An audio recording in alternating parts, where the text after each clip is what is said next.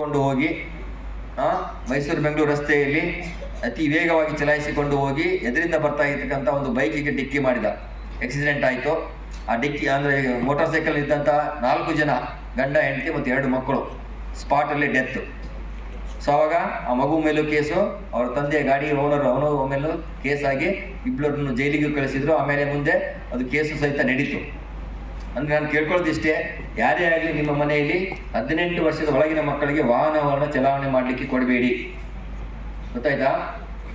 ಕೇವಲ ಶಿಕ್ಷೆ ಇದೆ, ದಂಡ ಇದೆ ಅಂತ ನಾನು ಹೇಳ್ತಾ ಇಲ್ಲ. ಅಕಸ್ಮಾತ್ ನೀವು ಆ ಒಂದು ಆಕ್ಸಿಡೆಂಟ್ ಮಾಡಿದಂಥ ಸಂದರ್ಭದಲ್ಲಿ ಇನ್ಶೂರೆನ್ಸ್ ಇದ್ದು ನಿಮ್ಮ DL ಅಂದರೆ ಮಕ್ಕಳಿಗೆ, ಅಂದರೆ 18 ವರ್ಷದ ಮೇಲೆ ಮಕ್ಕಳಿಗೆ ಮಾತ್ರ DL ಕೊಡ್ತಕ್ಕಂಥದ್ದಲ್ವಾ. ಸೊ ಅಂಥ ಸಂದರ್ಭದಲ್ಲಿ ಇನ್ಶೂರೆನ್ಸ್ ಕಂಪ್ನಿಯವರು ಪರಿಹಾರ ಏನಾದರೂ ಕೋರ್ಟ್ನವರು ಆದೇಶ ಮಾಡಿದರೆ 10 ಲಕ್ಷ 20 ಲಕ್ಷ 50 ಲಕ್ಷ ಪರಿಹಾರ ಆದೇಶ ಮಾಡ್ಬೋದು. ಆವಾಗ ಆ ಪರಿಹಾರವನ್ನು ಕಂಪ್ನಿಯವರು, ಇನ್ಶೂರೆನ್ಸ್ ಕಂಪ್ನಿಯವರು ಕೊಡ್ತಾರೆ. ಆದರೆ ನಿಮ್ಮ ಮಗು ವೆಹಿಕಲ್ನ ತೆಗೆದುಕೊಂಡು ಹೋಗಿ ಅಪಘಾತ ಮಾಡಿದ ಸಂದರ್ಭದಲ್ಲಿ ಅಥವಾ ನಿಮಗೆ DLನಿಂದ ನೀವೇನಾದರೂ ಅಪಘಾತ ಮಾಡಿದಂಥ ಸಂದರ್ಭದಲ್ಲಿ ಏನಾಗುತ್ತೆ, ನಿಮ್ಮ ಮೇಲೆ ಆ ಒಂದು ಜವಾಬ್ದಾರಿ, ಅಂದರೆ ಪರಿಹಾರವನ್ನು ಕೊಡ್ತಕ್ಕಂಥ ಜವಾಬ್ದಾರಿ ನಿಮ್ಮ ಬೆಲೆ ಬರುತ್ತೆ, ಲೈಬಿಲಿಟಿ ನಿಮ್ಮ ಬೆಲೆ ಬರುತ್ತೆ. 10 ಲಕ್ಷ ಆಗ್ಬೋದು, 20 ಲಕ್ಷ ಆಗ್ಬೋದು, 50 ಲಕ್ಷನೂ ಆಗ್ಬೋದು. ಅದಕ್ಕೋಸ್ಕರ ನಾನು ಕೇಳ್ಕೊಳ್ಳೋದು ಇಷ್ಟೇ, ತಾವು ಮೊದಲು ಚಾಲನಾ ಪರವಾನಗಿ ಪತ್ರ ಮತ್ತು ಇನ್ಶೂರೆನ್ಸ್ಗಳನ್ನು ಹೊಂದಿರಬೇಕು. ಒಂದನೇದು ನಿಮ್ಮ ಗಾಡಿ ಇರ್ಬೋದು ಅಥವಾ ಬೇರೆ ಯಾವುದೇ ಗಾಡಿ ನೀವು ಚಲಾವಣೆ ಮಾಡ್ತಾ ಇದ್ರೂ ಸಹಿತ ಅದರ ಬಗ್ಗೆ ನೀವು ಪರಿಶೀಲನೆ ಮಾಡ್ಕೋಬೇಕಾಗುತ್ತೆ. ಇನ್ನೊಂದು, ನಿಮ್ಮ ಮಕ್ಕಳಿಗೆ ವಾಹನಗಳನ್ನು ಚಲಾವಣೆ ಮಾಡಲಿಕ್ಕೆ ಕೊಡಬೇಡಿ. ಗೊತ್ತಾಯ್ತಾ?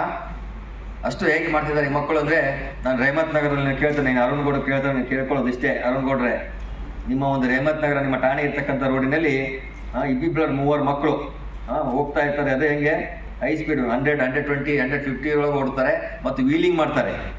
ಸ್ವಲ್ಪ ನೀವು ಆ ಕಡೆ ಈ ಕಡೆ ಒಂದು ಸಿಬ್ಬಂದಿಗಳ ನೇಮಕ ಮಾಡಿ ಅದನ್ನು ಸ್ವಲ್ಪ ನಿಯಂತ್ರಣ ಮಾಡಬೇಕು. ವೀಲಿಂಗ್ ಮಾಡೋದು ಸಹಿತ ಅಪರಾಧ ಕಾನೂನು ಅಡಿಯಲ್ಲಿ, ಆದರೂ ನಡೀತಾ ಇವೆ. ಸೊ ವೀಲಿಂಗ್ ಮಾಡೋದ್ರಿಂದ ಏನಾಗುತ್ತೆ ಗೊತ್ತಿದೆಯಲ್ಲ?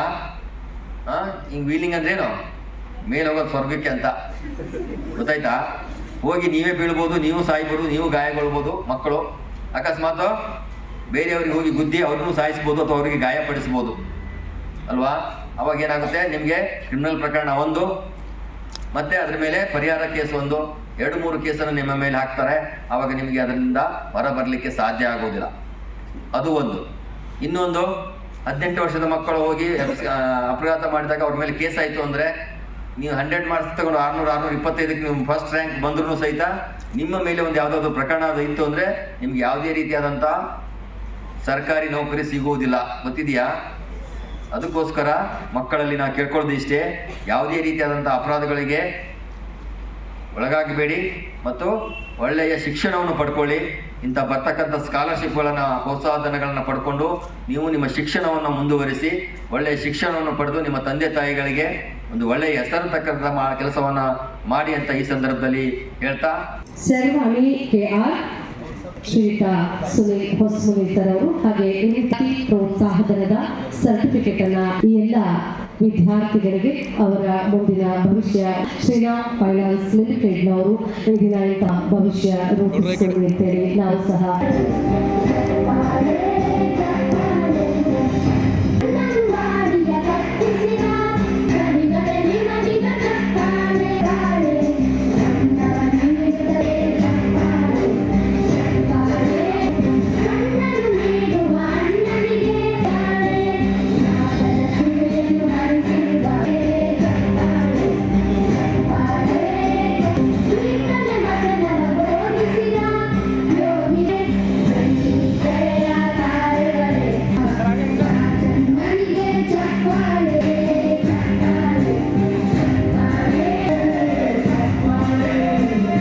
ಕೊಡಬೇಕಾಗತಕ್ಕಂಥದ್ದು ನಮ್ಮ ಸುನೀಲ್ ಹೊಸಮುನಿ ಸಾಹೇಬರೇ.